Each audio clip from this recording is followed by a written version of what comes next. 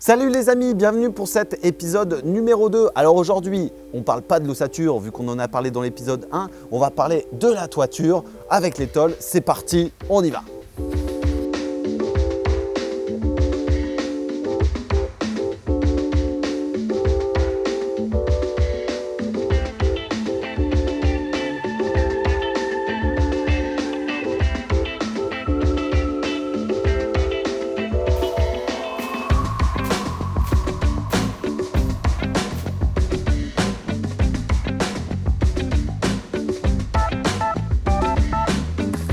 Salut les amis, bienvenue dans cette nouvelle vidéo. Alors aujourd'hui, c'est l'épisode numéro 2, tant attendu. On va parler forcément de la partie toiture de ma serre. Donc au passage, je tiens à remercier notre partenaire Onduline qui nous a permis d'élaborer à la fois cette vidéo, mais aussi d'élaborer notre super serre qui est maintenant bien plus fonctionnelle. Elle n'est pas tout à fait terminée, il restera les parois, mais ça sera pour un épisode 3 pour justement optimiser les besoins en énergie de notre serre. C'est-à-dire qu'avec ces tôles qui sont transparentes, on va pouvoir justement faire rentrer au maximum la lumière pour permettre à la fois le développement de nos végétaux, parce que vous savez que les végétaux font de la photosynthèse, c'est-à-dire qu'ils vont capter l'énergie lumineuse pour pouvoir produire de la sève élaborée. Les tôles sont une partie très importante de votre serre. Forcément, elles vont devoir capter un certain nombre de rayons et diffuser les autres au travers de votre serre pour que les plantes se développent. Certaines tôles ne peuvent pas être appliquées pour faire une partie de serre et d'autres le peuvent. L'idée principale, encore une fois, comme je vous le disais tout à l'heure, c'est de faire rentrer un maximum de lumière et c'est ce que nous proposait Onduline pour pouvoir justement optimiser la croissance de nos végétaux. Donc si on fait un rappel de notre construction, donc je suis parti ici sur une ossature bois en faisant des A afin de permettre justement d'avoir des tomates le plus haut possible, environ 3 mètres, 3,50 m et ce jusqu'en décembre. Comme vous connaissez un petit peu la chaîne, vous savez que l'idée principale est de produire au maximum, d'être le maximum autosuffisant en alimentation et c'est l'objectif ici de cette serre. Donc une fois que la serre sera fermée, donc à la fois sur l'arrière qui est la partie nord, sur le côté la partie est, on va pouvoir justement optimiser la température à l'intérieur de notre serre. Avec le mur réfractaire, ça permettra de prolonger les chaleurs, notamment en période hivernale, pour avoir des tomates, pour avoir des courgettes, des aubergines, des poivrons, enfin bref, tout un tas de légumes le plus longtemps possible.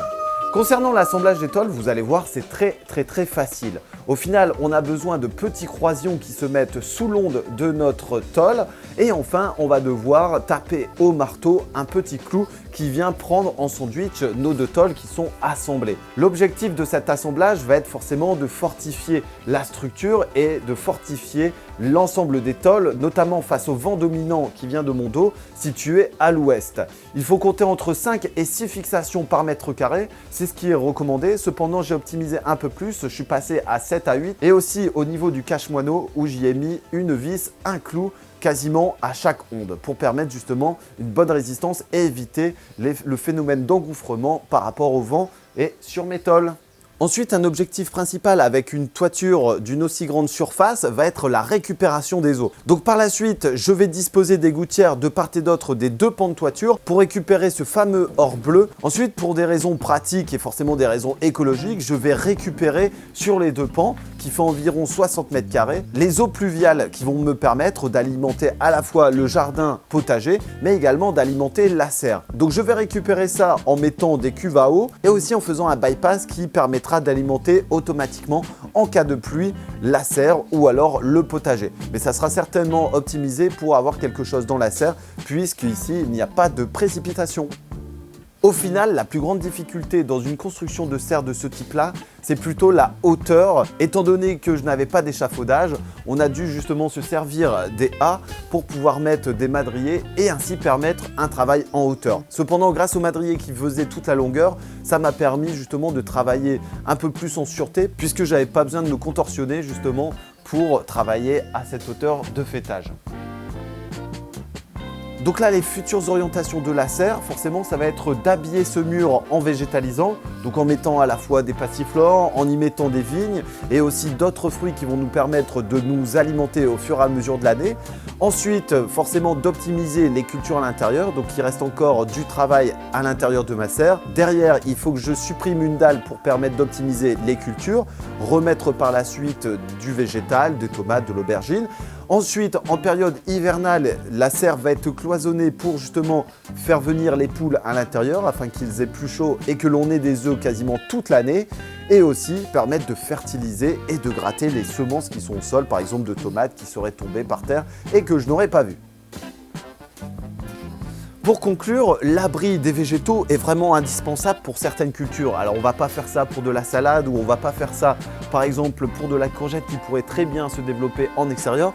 On va faire ça pour les plantes vraiment qui ont besoin de chaleur et qui sont sensibles à certaines maladies comme le mildiou que vous connaissez si bien. Donc là, je vais prendre l'exemple avec cette tomate qui est une cœur de bœuf rose. Cette cœur de bœuf rose peut à la fois se développer sur la hauteur, peut se développer également au sol, mais également protégée de tous les aléas climatiques. C'est vraiment l'intérêt donc de construire une serre comme ça. N'hésitez pas à découvrir l'épisode 1 sur justement la création de l'ossature de ma serre.